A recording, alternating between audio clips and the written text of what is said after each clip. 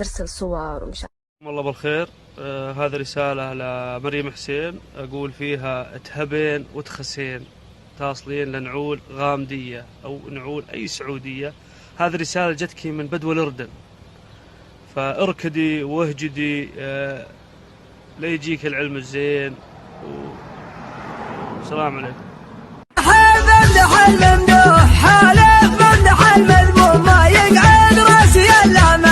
أهل البنت دقوا علي وشكروني لأني علمتهم، يقولوا ما كانوا يعرفون عن بنتهم وكذا. دقوا علي، دقوا ورديتي وتفلوا بعينك ومقفلوا. درت إن البنت هذه إن صورها نشرها خط أحمر عندنا راح تنشرها، سواء عليك أو على زوجك، لا بوت على أبوه.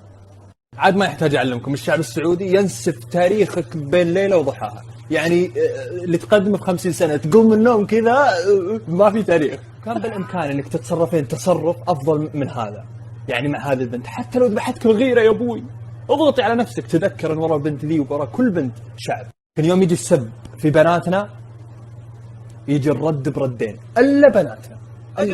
ما خذ حقه بحبك شو، ما خذ حقه بدقك شو، مو رد العلم عني لا ترد العلم عن غيري. ما خذ حقه بحبك شو، ما خذ حقه بدقك شو، مو رد العلم عني لا ترد.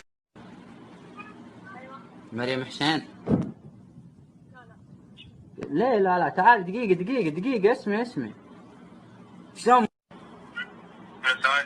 هلا بس حبيت اقول لك كلمة، ترى انا من حزب مطنوخ وحزب ابو فيصل. ويلك يلا انقلب. اشتك الرقم عندك، اشتك بيديك ورجليك. ممدح الممدوح حالف ممدح المذموم ما يقعد راسي الا. والله العظيم لا عقبك يحرمك من الميك اب. انا اقول لكم شو السالفه هذه. طال عمركم واحده من بناتنا قدحت محمد حسين من هذا قدحت مريم حسين بصوره ورتها الجمال بحق وحقيقي، تمام، مو ميك اب وبتكسات. غارت البنت وتكايد النسوان. عاد وش يفكك دحين؟ وي هذه تطلع احلى مني والله العظيم لفضحها الحقيره. وبسم الله على بركه الله فضحت البنت ودوبها غمضت فتحت يا واد، اشتقوها المطاريخ وصلوها ترند يا ود، طلعوا لها من كل محل هذا وقد صرحت المدعوه مريم بنت حسين انه شكرا انكم وصلتوني ترند، وعلى فكره ترى انا اي دونت كير ومو هامني شيء، زعمة بهذا انه احنا ما طرينا لها على بال ضربه فينا عرض الحائط. اوكي نستلمك يا تبد.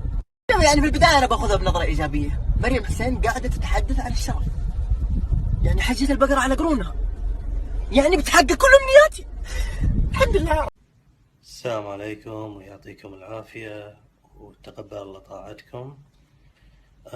طبعا أنا حسابي تهكر صار لي ربع ساعة، وقدرت من خلال أبو عبد الله أن أرد الحساب، بس احتمال أن الهكر يرد يهكره مرة ثانية، بس ما له داعي. ترى أنا اللي عندي ناس شوية وكلهم ربعي وإخواني وحبايبي، وأنا ما سويت شيء غلط يا الهكر.